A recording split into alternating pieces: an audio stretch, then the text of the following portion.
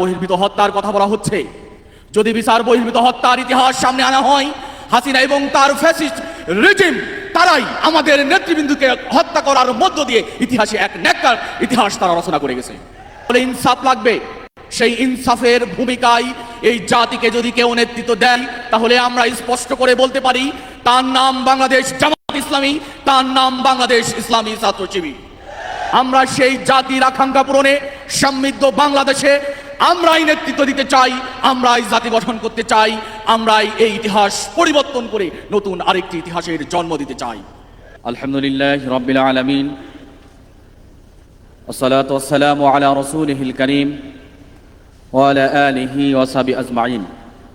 24-এর এই আন্দোলন আমাদের জাতির ইতিহাসকে পাল্টে দিয়েছে। একটি নতুন ইতিহাস আমরা দেখতে পাচ্ছি। হাসিনা এবং তার রেজিমের দুঃশাসনে গড়ে ওঠা পাহাড় সম জুলুমকে ছাত্র জনতা আন্দোলনের মধ্য দিয়ে ধসিয়ে দেওয়ার মাধ্যমে তাদেরকে দেশ থেকে বিতাড়িত করেছে। আপনারা জানেন, এই দুঃশাসন আমাদের জাতিকে খণ্ড বিখণ্ড করে পৃথিবীর মানচিত্র থেকে আমাদের যে অবস্থান, সে অবস্থানকে অনিশ্চিত করেছে তারা। আমরা দেখেছি তারা আমাদেরকে, যদি আমাদের এই আন্দোলনের কথা বলি, 24-এর আন্দোলন, রাজপথে যেভাবে নিরস্ত্র সাধারণ ছাত্রদেরকে রাষ্ট্রীয় সকল অস্ত্রের মাধ্যমে হত্যা করা হয়েছে, ইতিহাসে এরকম একটি নজিরও খুঁজে পাওয়া যাবে না।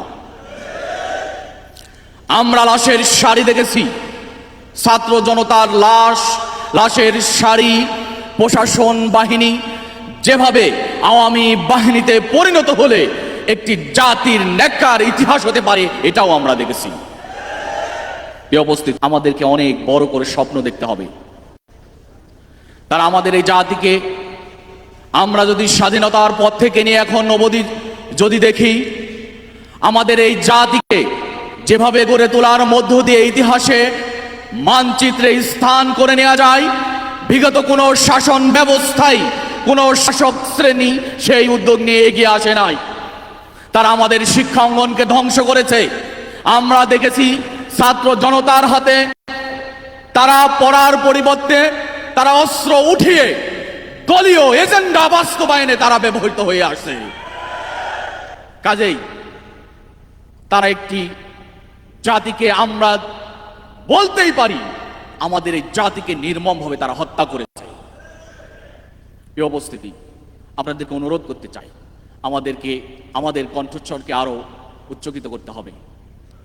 আমরা যদি আপনাদেরকে বলি, সেদিনের ঘটনার কথা যদি বলি, শাপলা চত্বরের সেই সাধারণ মাদ্রাসার ছাত্রদের কি অপরাধ ছিল, তাদেরকে নির্মমভাবে সেই সাদা শাপলাকে লালে লাল করা হয়েছে।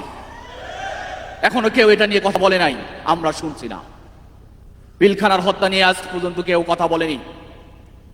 পিলখানায় যেভাবে আমার এদেশের সূর্য সন্তানদেরকে হত্যা করা হয়েছে, এর বিরুদ্ধে আজ পর্যন্ত কেউ কথা বলেনি। আমাদেরকে এটা নিয়ে কথা বলতে হবে। প্রিয় সুধী, আপনাদেরকে বলতে চাই, আমাদের সবচাইতে বেশি ক্ষতি আমাদের শিক্ষা ব্যবস্থা নিয়ে। আমাদের এই শিক্ষা ব্যবস্থায় এমন কিছু চিন্তার সংযুক্তি ছিল, এর মধ্য দিয়ে একটি জাতি মাথা উঁচু করে, মেরুদণ্ড শক্ত করে প্রতিবাদী হয়ে গড়ে ওঠার পরিবর্তে অন্যের তাবেদার হয়ে গড়ে উঠেছে। এটা কে করেছে? আমরা জানি, হাসিনা এবং তার ফ্যাসিস্টরা এটা করেছে। কাজে আমাদেরকে সোচ্চার হতে হবে। এখনো শিক্ষা নিয়ে ষড়যন্ত্র চলছে, এর জন্য আমাদেরকে রাজপথে ভূমিকা রাখতে হবে। এই উপস্থিতি, শুধু শেষ কথা বলতে চাই, আমরা যদি একটি সমাজ বিপ্লবের স্বপ্ন দেখি, সমাজ পরিবর্তনের স্বপ্ন দেখি, তাহলে ইনসাফ লাগবে। সেই ইনসাফের ভূমিকায় এই জাতিকে যদি কেউ নেতৃত্ব দেয়, তাহলে আমরা স্পষ্ট করে বলতে পারি তার নাম বাংলাদেশ জামাত ইসলামী, তার নাম বাংলাদেশ ইসলামী ছাত্র শিবির।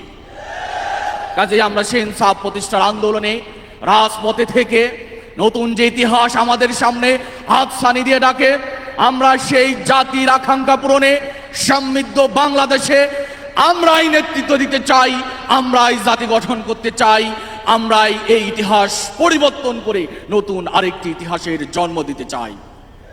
প্রিয় উপস্থিতি, আজকে মব জাস্টিসের কথা বলা হচ্ছে, বিচার বহির্ভূত হত্যার কথা বলা হচ্ছে। যদি বিচার বহির্ভূত হত্যার ইতিহাস সামনে আনা হয়, হাসিনা এবং তার ফ্যাসিস্ট রেজিম তারাই আমাদের নেতৃবৃন্দকে হত্যা করার মধ্য দিয়ে ইতিহাসে এক ন্যাক্কার ইতিহাস তারা রচনা করে গেছে। কাজে আসুন আমরা সোচ্চার হই, জাতি গঠনে আমরা ভূমিকা রাখি। আপনারা যারা ব্যবসায়ী শ্রেণী আছেন, আপনাদের প্রতি অনুরোধ রাখতে চাই, ইনসাফবিহীন কখনোই এদেশে শান্তি, সমৃদ্ধি এবং দেশ গঠন হতে পারে না। আমরা সেই ইনসাফের পক্ষে থাকতে চাই, ইনসাফ কায়েমের আন্দোলনে সামনে থেকে আমরা ভূমিকা রাখতে চাই। সকলকে অসংখ্য মোবারকবাদ। আসসালামু আলাইকুম ওয়া রাহমাতুল্লাহ।